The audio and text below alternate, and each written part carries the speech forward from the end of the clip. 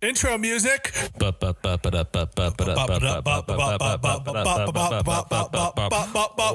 narration.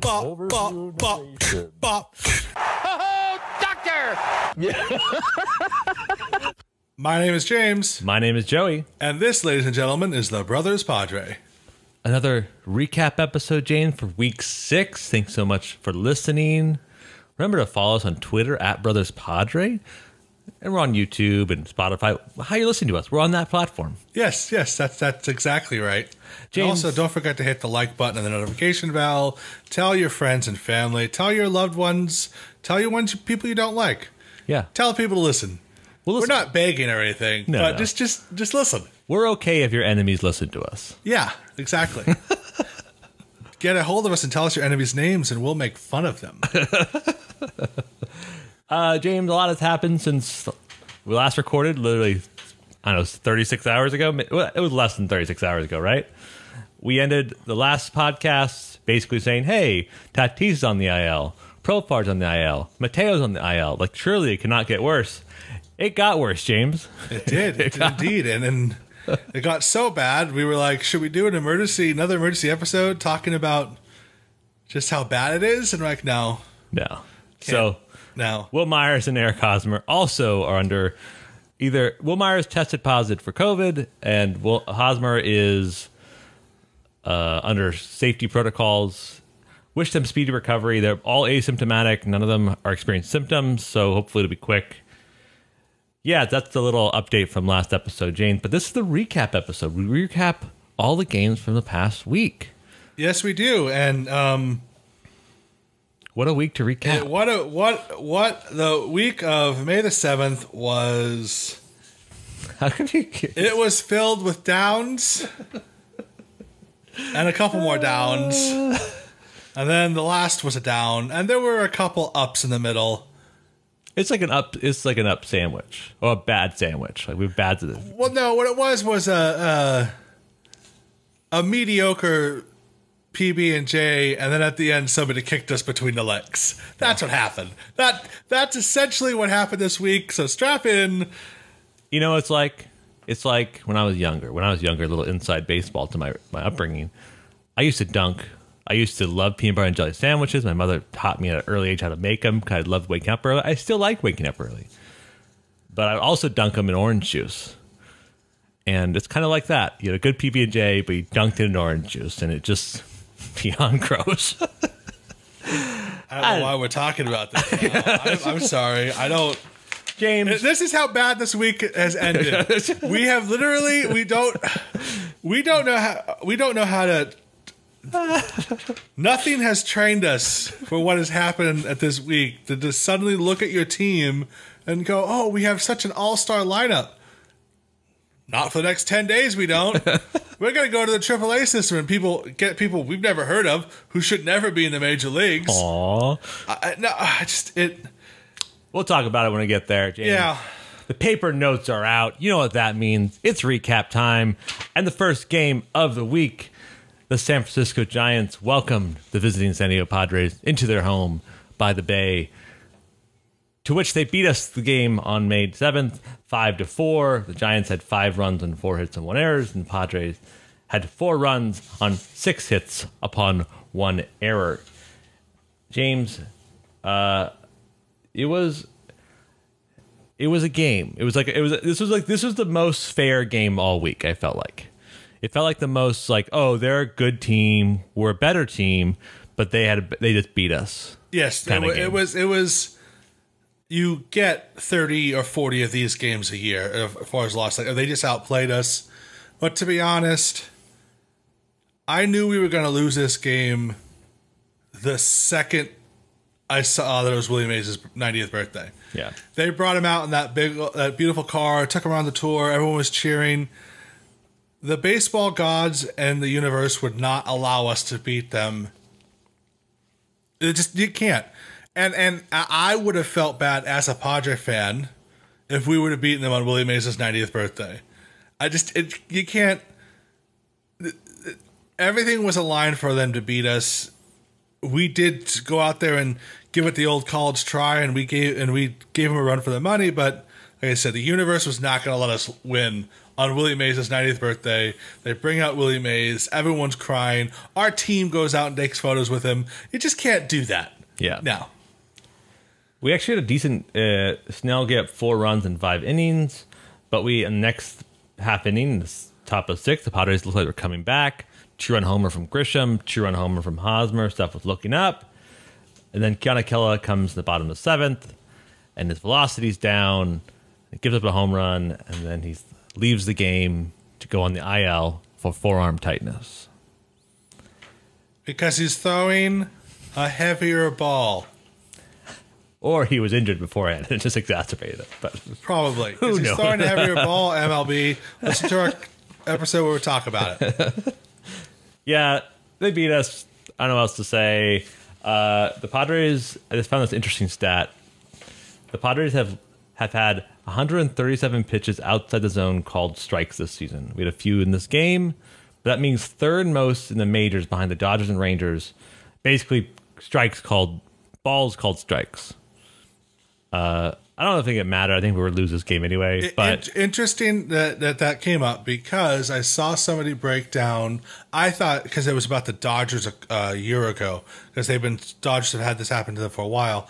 I just thought it was favoritism for the Dodgers because everybody in sports. Well, it's the opposite, right? Outside the zone called strikes. The outside, I know, but everybody in sports media is either favorite the Dodgers or the Yankees. Just that's how it works. But they were talking about since the Dodgers take so many pitches and they train their hitters to work the counts, you're going to get more outside balls because it's going to lead to more botched opportunities calls for it to happen. And the Padres are a lot like that. We take a lot of balls. We make the pitchers work. You're going to get that. And unfortunately, the only thing that sort of skews it wrong is the Rangers. They don't take strikes. They just suck. Sorry, Ranger fans. I think it's because the super dark stadium. No, I think it's because the umpires don't even want to be there. They're like, get us out of here. Yeah. Get us out of here. We don't want your mile-long dogs. Yeah. I'd say the hot dogs, though. I know. There's not actually a dog. There's no canine. It's a mile long. It's actually not a mile-long hot dog. It's not actually a mile long either. It's like 3 feet. It's a very deceptively named thing. Yeah. Why are you lying, Rangers? Why are you lying? Can you imagine actually ordering a mile-long hot dog at the game? You probably get a bundle, those big things of yarn. They just roll out this I wonder if you take all the hot dogs you've eaten in your life and put them end to end, how long it would be. But next episode, I'm gonna have an answer. I'm gonna write that down. I'm gonna figure that out. Somebody somewhere has done this math. Somebody has gotten a government grant to figure this out, and we're gonna bring that stat to you. Okay. Listen to us on Tuesday and Wednesday when we're gonna have our next episode. We'll have that stat. James, shall we move on to game 2? No. Okay, so here's the deal. I haven't even said the line score yet. Here's the deal, ladies and gentlemen.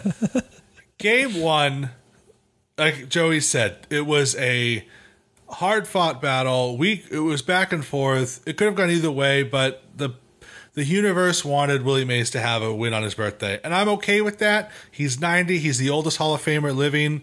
He's also arguably the greatest player of all time. He was the first truly 5-tool player. That being said, game 2.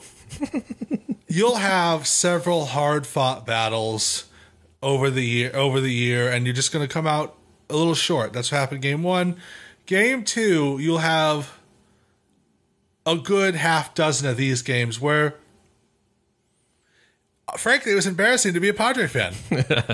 we got one of our best pitchers got smacked around.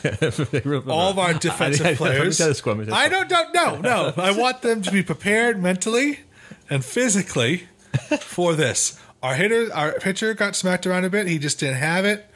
Even though but also they just were swinging at weird pitches and hitting him. Like he couldn't throw anything that he couldn't hit. Our defense made several miscues. Like Hosmer forgot to play first base. They forgot to tell him he was playing first base. It was frankly embarrassing. And okay, go with the line score. In the year of our Lord 2021, on Saturday, May 8th, the Giants beat the Padres 7-1. Giants had 7 runs on 11 hits on 1 error. The Padres had 1 run on 6 hits and 1 error.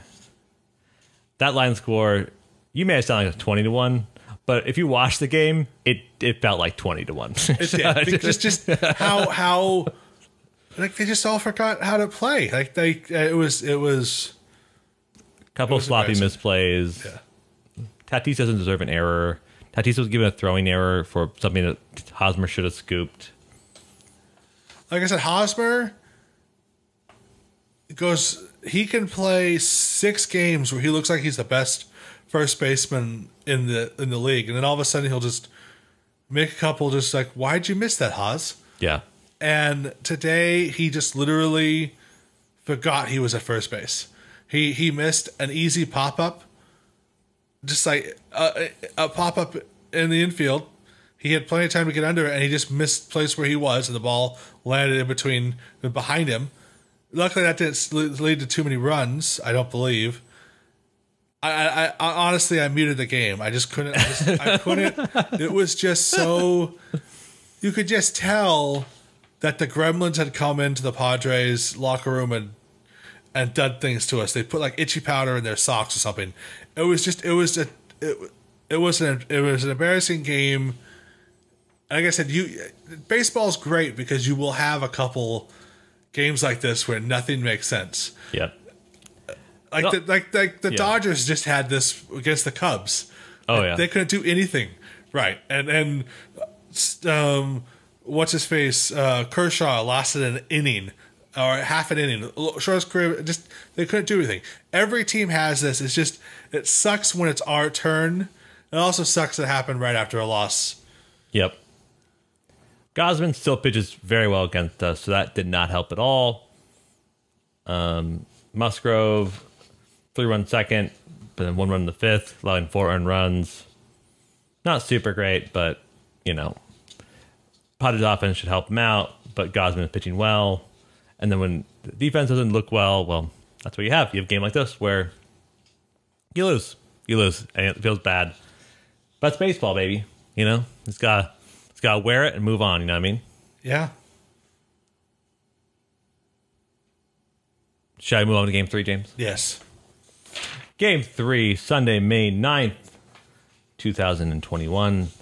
San Francisco Giants welcome the San Diego Padres in their home by the Bay, in which the Padres say, thank you for welcoming us. We'll score 11 runs and beat you 11-1. The Padres had 11 runs and 16 hits. That's a lot of hits. And the Giants had 1 run on 8 hits. Clearly, the Padres were a bit frustrated with their own performance the previous 2 games and somebody in the locker room went, hey, look, guys, we're better than this. Mm-hmm. And they came out and we smacked them around pretty hard. And I think the greater thing about this is Chris Paddock got start for 3 innings, looked good, got in and out of trouble, dug down deep, trusted his fastball some more in the zone. The best he's looked in 2 years. Honestly, the best command he had. He attacked the hitters. He wasn't trying to... I don't know what he wasn't trying to be too fine. He was attacking the hitters and he looked good. And honestly, like I said, it was the best he's looked in 2 years.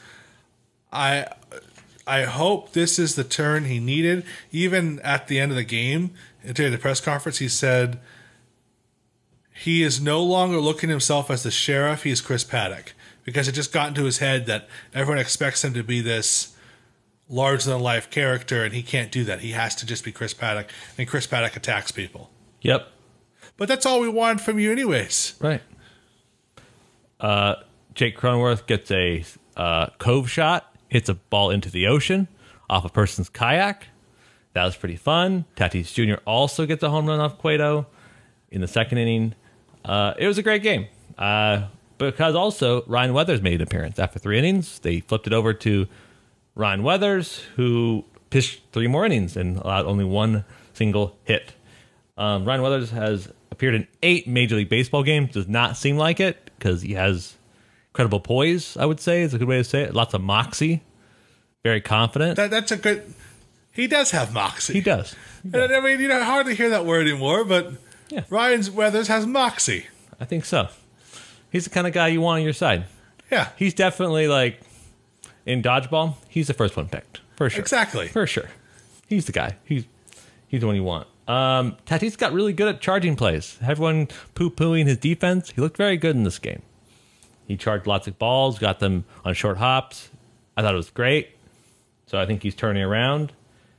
Oh, no, it's a good, solid win for the boys. The Giants decided to throw the towel at the 8th inning when they brought in a position player to pitch, which spells disaster most of the time. It does, and Yeah. it spelled disaster for them this time. We scored a couple runs off Old Huff. It was... Everyone joined the hit parade. We have 16 hits for Everyone got a hit. What was the stat? Hosmer... Yeah, Hosmer had led this game with 3 hits, but is the only player in our lineup not to score a run. Yeah, he got more hits than anybody else. He drove in more RBIs than anybody else, but didn't score one himself. Yeah, that's pretty funny. Yeah, it was cool seeing Paddock and Weathers. I think that's going to... Well, we now know that's not going to be the case, but you and I were talking about this would actually be a pretty cool... quote-unquote number 4, number 5 starter, where like Paddock and Weathers, just that's what the thing was. Like you'd had Paddock go for 3 and Weathers go for how long. But we now know that's not the case because game 2 of this week, Paddock's is of next week rather is Paddock's pitching and Weathers pitching in game 3. So Yeah. still it'd be cool, I think. It was a fun dream. It lasted all of 2 games, but it was fun.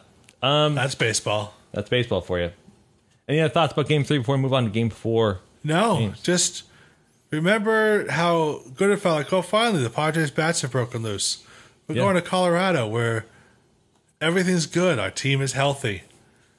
We lost 2 games to Giants, but we're going to a team that isn't very good, and let's go have fun in old Mile High. Before the What games- can possibly go wrong in Colorado?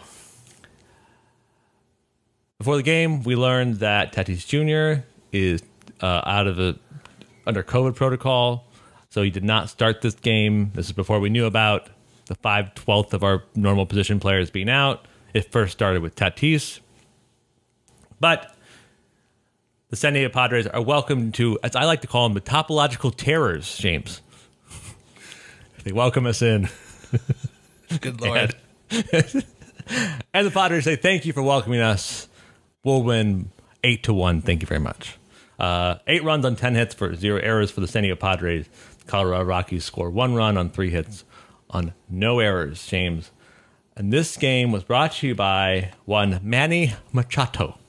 Are you familiar with him? I am. I would love to be more familiar with him. Come on our podcast, good sir.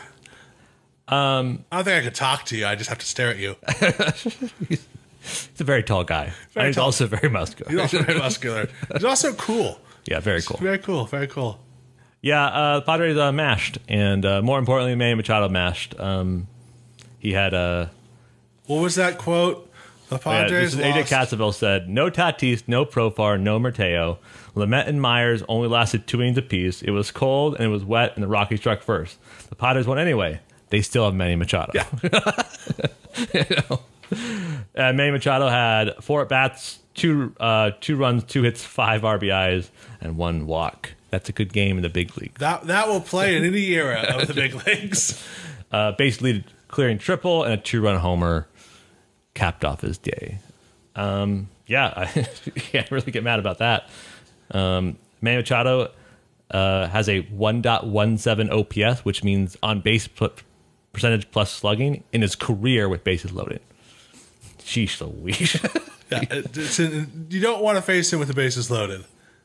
He has 2 bases clearing triples this year with the bases loaded. They're the only Padres actually, as of this stat is not true because we find out later another extra base hit happens in another game this series with the bases loaded. James, it was fun. It was fun seeing Manny just mash. It was fun. It was just fun. I like it when we win. I know it's a hot take, but I do like it when we win. I know. It is nice. It is nice when we win. Yeah, it was just... There was... And since Monday was a rain delay. That's right. I forgot to mention that. The first game of the series got delayed. And so we played, this is the quote unquote first game of the series.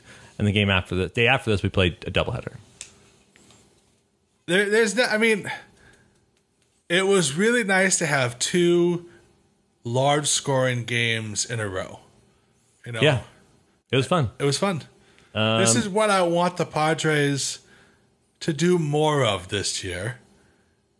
And it doesn't look like it's going to happen for at least 2 weeks now. James, should I move on to the next game in the series? We move on to the first game of a doubleheader. The new doubleheader rules being, of course, they're both 7 innings so we don't wear down our guys. This would be the 5th game of the week.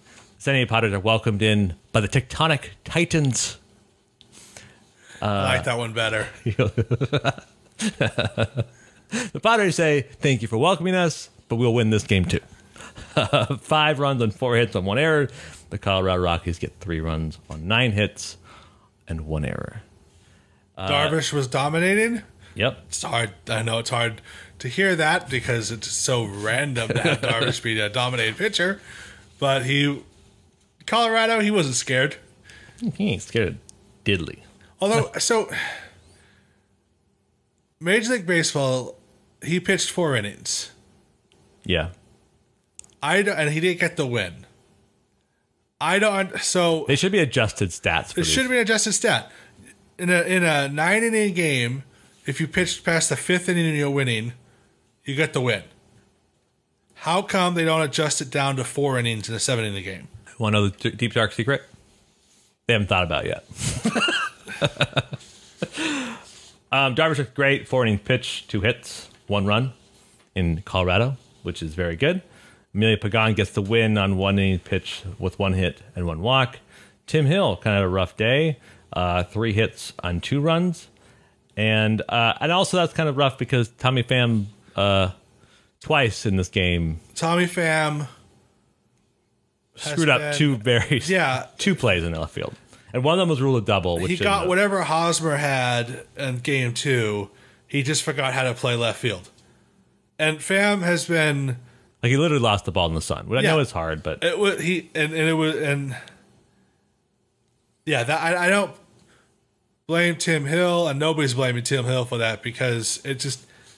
Yeah, Tommy Pham got... A double was ruled when a ball Tommy Pham was chasing down, and the ball just bounced out of his glove. He had it. He had full custody of it for about a half a second, and it fell out of his glove. Not good. Not good at all. Not good. One bit. But we won that game, right? Yeah, we did win that game. 5-3. Why did we win that game, James? Was there something special that happened with Victor Caratini with the bases loaded? I believe Don my brain just froze there. Don Ursillo, voice of the Padres, creator of the term Slam Diego, got to say, first Slam Diego of the season. It was awesome. Yep, but Caratini gets the 3rd extra base hit with the base loaded this season for the Padres, and it was a grand slam, which everyone in San Diego loves. The guy who caught it in right field in Colorado was a Padres fan. That was pretty cool. So I didn't get to watch this game. My parents came to visit me at my apartment this day, and we weren't watching the game. I was visiting with my parents because I'm a good son, and they didn't visit me. I see where the love is. Yeah, I hear the love. inside Brothers Padre. Joey and I live in next to literally 2 minutes from each other. Very close to each other. Very close to each other. It's ridiculous. Our parents live 2 towns over. Yeah. They drove to visit me and didn't visit him. But we didn't have the game on, but we were watching this game just with Joey's texts. He kept on texting me updates. And he texted something when it was really funny having my mom there because Joey's like, Grand Slam! Inappropriate word. And I had to, I said that, oh yeah, and my mom's like, why would he say that? What does that mean? Oh, I have to explain what this word means and why it's funny to our mother, and that's probably why she didn't visit you. You're rude. Yeah, probably true. Probably true. But we won. Austin Nola pinch hit, and it was very effective. He got hit by a pitch because people they try to make competitive pitches to him. He got hit by a pitch, which led to Caratini, and then he came in and played second base. James, he wins the game doing an over the shoulder catch from second base, ending the game for Mark Melanson for his 12th save of the year. Mark Melanson had a little rough seventh inning. Get 3 hits, bases loaded at the very end. Ain't no thing, dude. Yeah, Austin Nola, second baseman catcher. Yeah, how can you expect? How could you even think that we weren't going to have good defense? I think it's weird that Tingler wanted him for it was a 5-out save. We found out later that like Palm was feeling a little tightness, which when people go to Colorado, they always experience injuries because of dehydration or whatever. But I thought it was an interesting choice to have him pitch five outs. But he did. He did. He got the save. We got the win. Yep. Any other thoughts about the game before we move on to Game 6? We were flying high.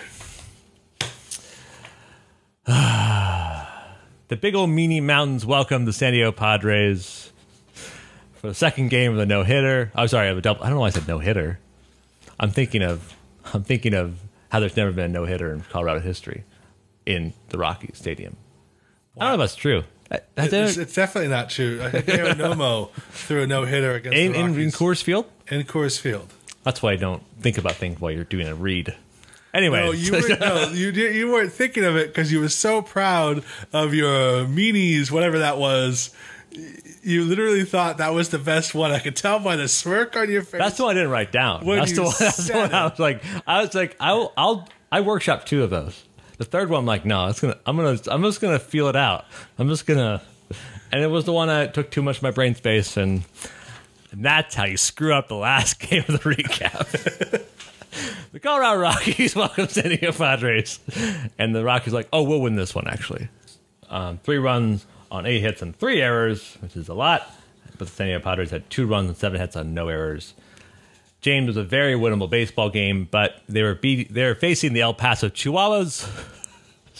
We had Padre legend Patrick Kivlahan, Tucapita Marcano, Brian O'Grady made an appearance, John Andrielli made an appearance, Nick Ramirez made an appearance. People that will not, respectfully, Brian O'Grady maybe, Tucapita might be, but they're not major league talent. They're not high caliber pieces. And no, who was the guy? Starts with a K. Patrick Kivlahan? Kivlahan, that's his name. His first hit ever was a home run against Robbie Ray in Petco Park. Yeah, he is currently hitting 167 in El Paso. There is no reason for him to be in any major league club right now, but since the Padres have half of our team hurt, or not hurt. Just 5-12 of our normal position players. Yeah. 3 of which have positive weighted run created pluses. 3 of which have all been all-stars. Yeah, just those. Whatever. I don't think. Oh, man. Anyway, we kept it close because the Rockies aren't that good. Yes. It did last, 8 innings? Because 7 inning, we went to baseball, stupid new overtime rules. The Padres did get screwed out of a call. Jake Cronenworth was coming in to score. The Colorado's Rockies catcher was blocking the lane, tagged Cronenworth out. Jace Tingler asked for a replay. They replayed it and said, doesn't matter. He was out. It's not a rule that's called ever anymore. It was. I feel like after Buster Posey got tanked, they called it a lot, and then they stopped calling it. So, yeah, basically the rule says the catcher cannot block the lane. What that means is if you're coming in from third base to home, the catcher cannot be in front of home plate, blocking you from hitting home plate unless you have the ball. The reason being is it prevents injury. And back in the old days of baseball, people would just plow through catchers. And catchers would purposely stand there like gladiators waiting for them to come through. Right. And so people are getting hurt. And the rules, so there is a chalk line drawn from home plate to third base. Yeah. That is what's considered the lane. The Colorado Rocky catcher clearly had his leg in said lane, but they called him safe out anyways. It's a random rule. It honestly, the Rockies came back and scored another run in the next day anyway, so probably wouldn't have cost us the game because it probably just lost a couple more innings. But it's one of those baseball rules that it has been enforced one time this year. They've been calling a lot of keeping the lanes clear for runners. Runners going to first. Runners going to first. So they've even said that they're going to make sure that they're going to call that more about the runners not going out of the lane, causing interference. And they have. They've made several of those calls. It's just one of those things that's been inconsistent. All I want is when they go to the little, put their headphones on and listen to whoever the mysterious banker in the New York who voice in the sky. The voice in the sky who makes these decisions, which I don't think it's. I think it's basically. Sometimes I think there's no one on the other side. Yeah, they're just like. And Joe West was the crew chief, and Joe West. In case you don't know this, all the umpires, if you want to be a major league umpire, you have to go to an umpire college to get. And you know who runs that college? You know who gets paid for that college? Joseph Western. Yes. All the umpires owe their jobs to Joe West. So he goes on the thing like, I called it. Okay, fine, Joe. We're calling him out. I don't know if that's true or not. But I just want them to say on a little mic to everybody in the crowd, this is why we made this call. Yep. We felt like he wasn't truly blocking the lane. Just give us something to why you made this judgment call. Say that it was just, not just go over there and wave your hand, oh, he's out. Tell us what happened, because it's so frustrating. How'd you come to that conclusion? What did you see as rule people that we didn't see? Yep. I think it's also, I agree with that wholeheartedly. It also is tough in this game. I think you're right. I think we lose this game anyway. I think Nick Ramirez was given the ball to finish the game. Yeah. And Nick Ramirez stuff plays well sometimes and not second time through. I don't think it would have been a very good outcome, especially considering our lineup. And also, with Rockies in years past, they would have lit up Snell. Snell was not very efficient. 80 pitches through 4 innings. We thankfully had a deep enough bullpen to combat some of his inefficiencies, but it's still, our lineup was so shallow. And, I like Kim a lot, but after Nola, you have Marcano, Kim, Kivlahan, Snell. Kim is struggling with, he's still learning major league pitching. He had a big hit. This is the game he did have a big hit. That's right. Yeah, he had a big exactly. hit. He was the reason why we had runs, I guess. But it's still I like Marcano, 4 at-bats, no hits. Kivlahan, 2 at-bats, 2 strikeouts. Brian O'Grady comes up big, gets a nice off-the-wall double. Who gets tied by Caratini in his pitch hit single. But it's just so shallow of a lineup. And if Nick Ramirez is going to close it out, I just don't think. It was clearly, let's just get out of this game as soon as possible. It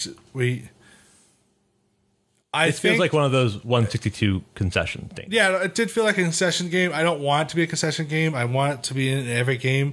But the Padres literally just had so many players go down. Jace has probably spent the last 24 hours figuring out how we are ever going to win a game again because these guys might be out for 10 days. Are we just going to go in a 10-day slump? I get that him and the coaching staff have so much right now unexpected. You just don't. It's a situation none of us want to be in. No, You're no. a boss and be like, oh, half your good employees can't come into work tomorrow. Exactly. Actually, for 10 days. Yeah. Here's a bunch of guys that worked at your garbage competitor. Exactly. I mean, the fact is that bring up two guys who batted less than 200 in AAA kind of shows you where we're at. Because you're not going to call a AA player up unless he was just tearing it up. You want AAA people because there are, in theory, good enough major league pitchers down there that that they've been facing as close to big league stuff as anyone else. It's just gonna. It is going to be a rough couple of days. Yeah, I guess we should transition into next week. We're back home, James. San Luis Cardinals come into town for 3 games, Friday, Saturday, and Sunday. And the Rockies come in for 3 more days on Monday, Tuesday, and Wednesday. And this is the lineup we got for those 6 games. Probably game 1 of the doubleheaders, probably closer. Let me look at that lineup real fast. I lead over to my notes, all the way over here. Lineup was as followed. Grisham, Cronenworth, Machado, Pham, Marcano, Kim, O'Grady, Caratini, and substitute Caratini with Nola, and probably Nola goes up 5th, probably, or 4th. Yeah. Probably hit back cleanup. Tommy Pham cleanup hurts a lot. I don't like that, but then I also understand that he has the tools to be a cleanup hitter. He does. During the Rocky series, he had another patented warning track shot 3 feet in front of the wall.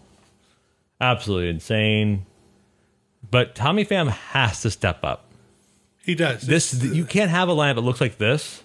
As I look at this in my hand, people on audio can't notice this, but we get it. Yeah, Everyone, you don't have to. Everyone understands. Are you aware you're not watching me, listeners?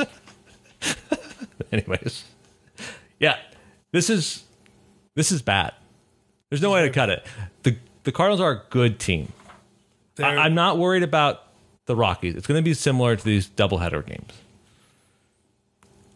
But the Rockies are not going to spare us.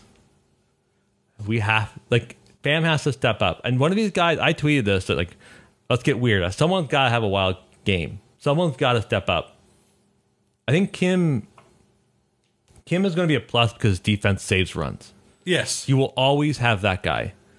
I mean, he does save runs, and so he's worth it. Even if he goes 0-3, but he saves. I mean, every game I feel like he's saving runs. So, yeah, he's in the lineup. I don't care. But when you bat someone like Pham 4th, someone tweeted this out the other day. Brian O'Grady and Tommy Pham have the same number of extra base hits. Yeah. And I understand Tommy Pham has better skills, but he's just not getting results. And that's just, I don't care. He has to get results. Here's the thing. Tommy Pham's job is so replaceable right now. Yeah. If O'Grady, if Tucupita Marcano somehow can turn it around this next couple games and prove themselves worthy of the lineup, Tommy Pham's on the bench. I like Tommy Pham. I always have. He's been fun to watch through his career, but he is. The Padres are too good of a team when we're healthy to have somebody like Tommy Pham in the lineup. We've talked about the Padres are looking to trade people probably to get a new left fielder. If O'Grady, if Tupaquito make it, I don't want Tucupita Marcano to make it. Tucupita Marcano. Exactly. I want that. I'll print the pronunciation, guys. I want all of the Padres to do well, but something's like I don't. I mean, can we trade him so I don't have to say his name every I love you, Tupaquito. Come on our podcast. Anyways, yeah. I just Tommy Pham either needs to step up finally and learn to freaking bunt a ball, squeeze plays like Grisham did during the Rockies, which was amazing, by the way. We didn't even talk about that. Yeah, those top 10 bunts ever. Yeah, just he squeezed in a run. Yeah, it was beautiful. Yeah. Tommy Pham needs to do something. He's clearly struggling. You can tell by a look on his face. He's frustrated. Everyone's frustrated. But this is a chance for one of these guys in AAA to step up. If one of them pops and is really good in the majors, Tommy Pham's job's over. He's no longer in our lineup. If O'Grady goes ham, yeah. I mean, especially if O'Grady goes ham the way he can go ham in AAA and spring training, which is all power. Like O'Grady, like that. Mark Grant said his is a great swing. When he gets contact, it reminds me kind of like Gallo, just like the pure pull hitter, power.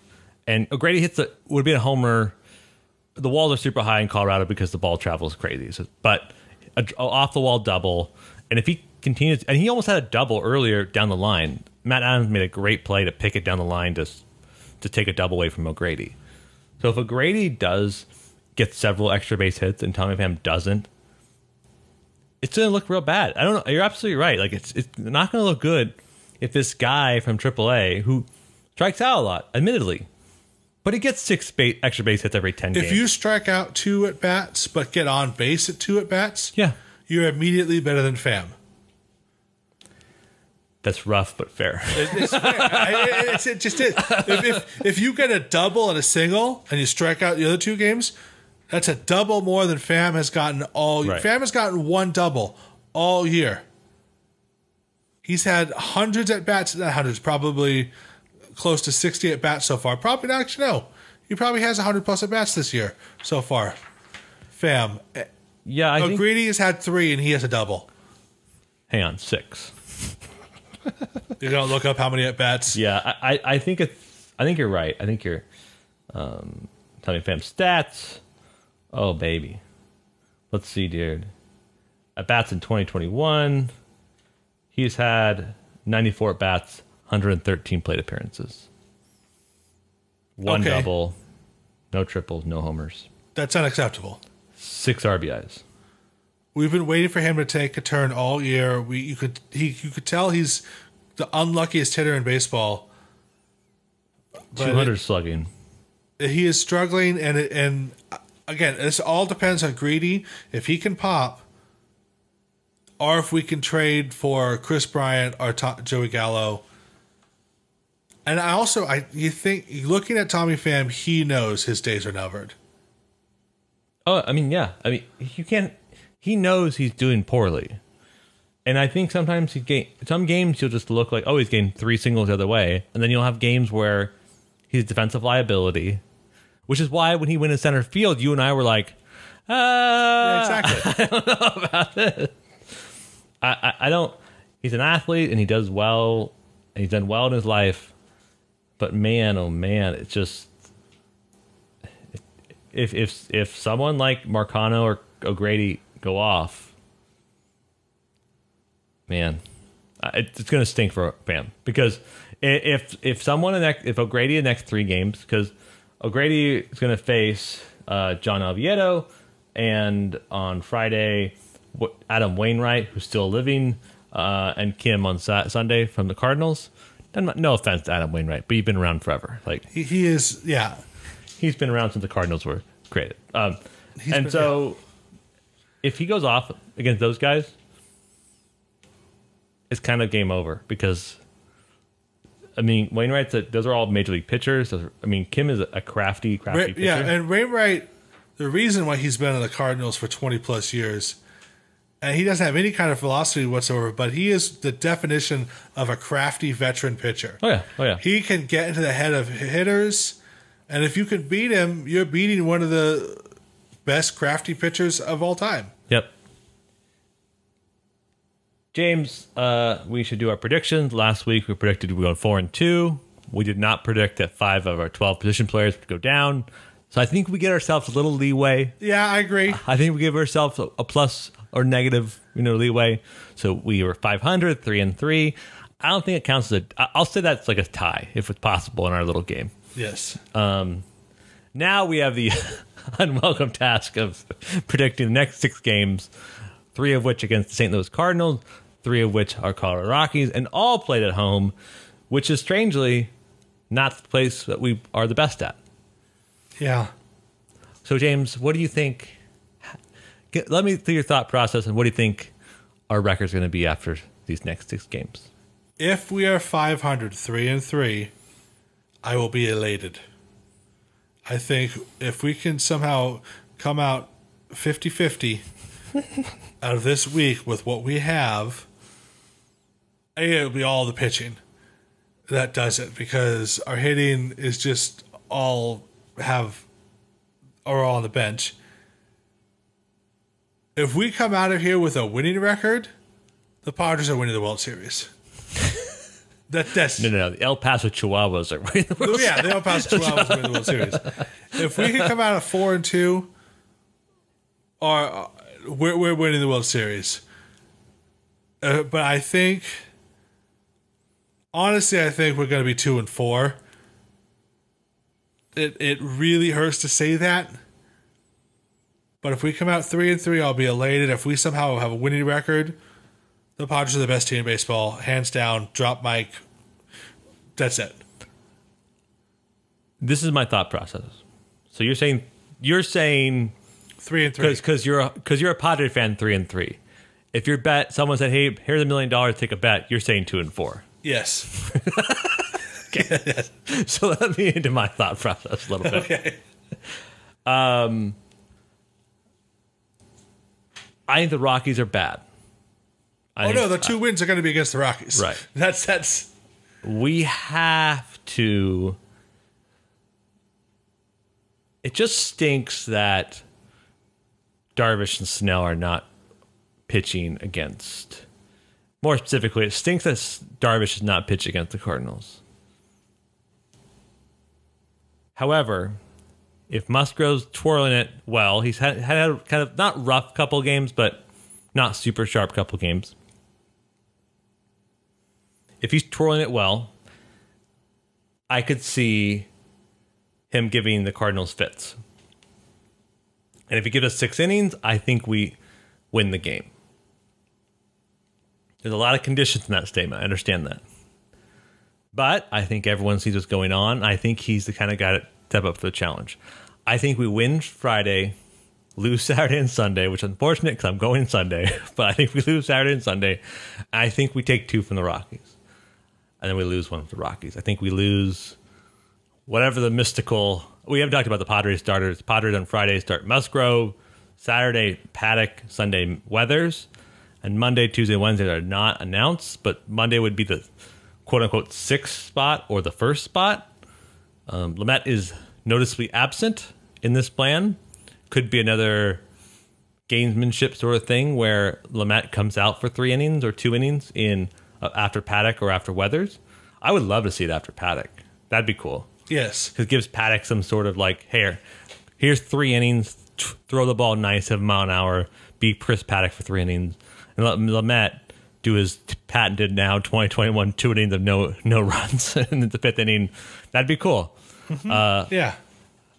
I don't think we see Lamet start. I think he comes in on Paddock Weathers day. I don't think we're going to switch to a 6-person rotation, especially because we haven't really built up Lamet to pitch more than 2 innings. So I think on Monday, Darvish gets the win. Tuesday, Snell. I want him to get the win too. Yes. And Wednesday, I also want Musgrove to get the win, but that's not what my prediction said. So I think we're going to lose Wednesday, just because of. Listen, Patrick Kivlehan, I love you to death. You're incredible first hit in Petco Park, but dude, he's just not going to cut it. And when you have lineup like that against good pitchers, if we're facing German Marquez any of those games, the Rockies, we're going to lose that game. I hate being so down, but it's just the way it is. Like, this is not a major league lineup. But once you get past the 4 and 5, as we talked about in these lineups, it's just not good. And you need to have depth in the major league games, and it's going to hurt us. There's going to be games where it's just going to be, where's our offense? Well, half of them are on the IL, almost half of them on the IL. So it's just, we can't be too mad about the results of this week. But I think we're capable of taking 2 from the Rockies and then taking 1 from the Cardinals. So you're saying 3-3? I am. Yeah, me too. If someone gave me $1 million to bet, I think I like my logic. I think it's good. But if any time the bats are just cold, you have 4 bats that can't, like if the 3 or 4 bats are cold, and the thing is, like, that ruins the whole game, right? Right. If it literally is it looks like after the 5th hitter, we just have nothing. That's an inning and an inning and a half where we have no offensive power. Yeah. Not good. Not good at all. Not good at all. And you just, but maybe we're wrong. Maybe Marcano goes ham. Maybe John Andreelli goes ham. I wouldn't mind that. I'd welcome it. I'll eat as much humble pie as possible. I'll eat all the humble pie. Yeah, me too.